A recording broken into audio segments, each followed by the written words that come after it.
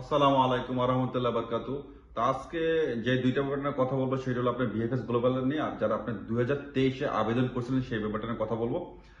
তো যাই হোক, তো বর্তমানে আপনার ইটালির যে আপনার যে আবেদনগুলো হয়েছিল সেই আবেদনের এগেনস্টে যে নুলস্তাগুলো বের হয়েছিল, এই নুলস্তা গুলো কিন্তু আপনার বাংলাদেশে পাঠানো হয়। আপনার ভিএফএস গ্লোবালের মধ্যে অনেকে অ্যাপয়েন্টমেন্ট পাইছে, অনেকে পায় নাই।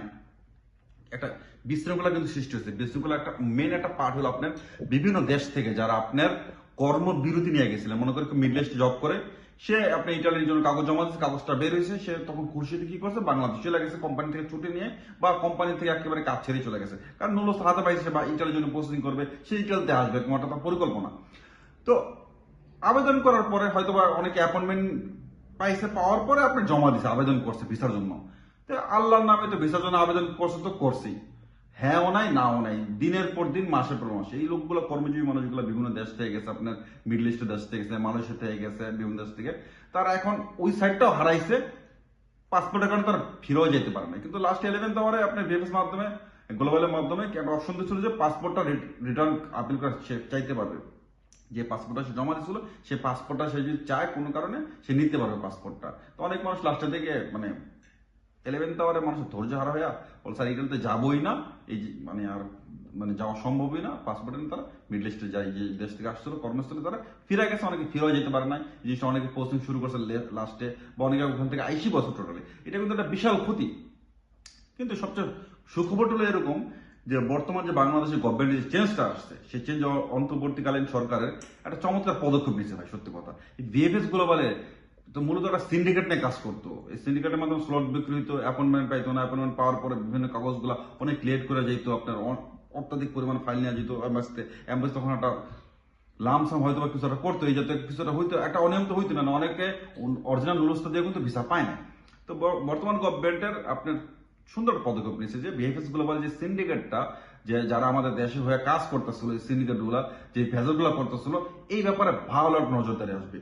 কারণ কি, আপনার বিভিন্ন আপনার নিউজ অলরেডি, এই নিউজটা তারা অলরেডি ফ্লাশ করছে যে এই ভিএফএস গুলো অনিয়মেটিক, কারণ আন্দোলন তারা এগুলো দেখছে।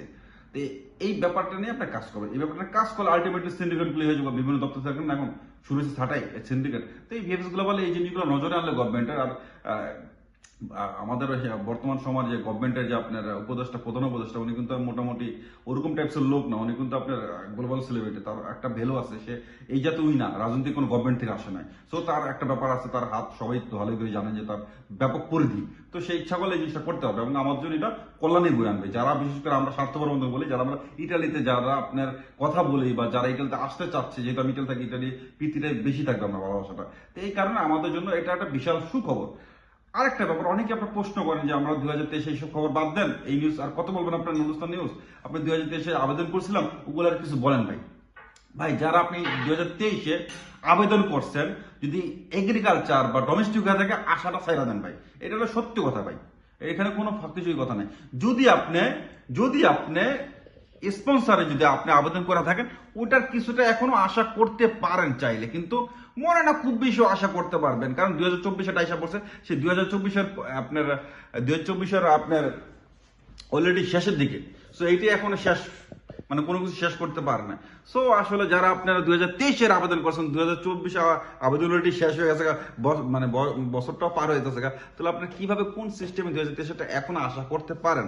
আমার মতো 2023 যারা আবেদন করছেন ভাই, কষ্ট হলে সত্যি কথাটা, আশাটা ছাইরা দেন। যদি ডোমেস্টিক এগ্রিকালচার, ওটা ভুলে যান আপনারা।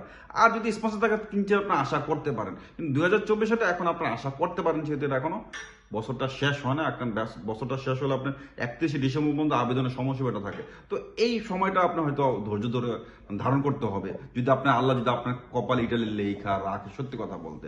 তো এরকমই দুইটা নিউজ নিয়ে আজকে আমার কথা ছিল। আসলে অনেকে আপনাকে কমেন্টস করেন, আমি আসলে কিছুটা ডিলে বর্তমান সময়, কারণ আমাদের সামার ভ্যাকেশন মাত্র শেষ হলো, মাত্র আবার জবে ঢুকলাম।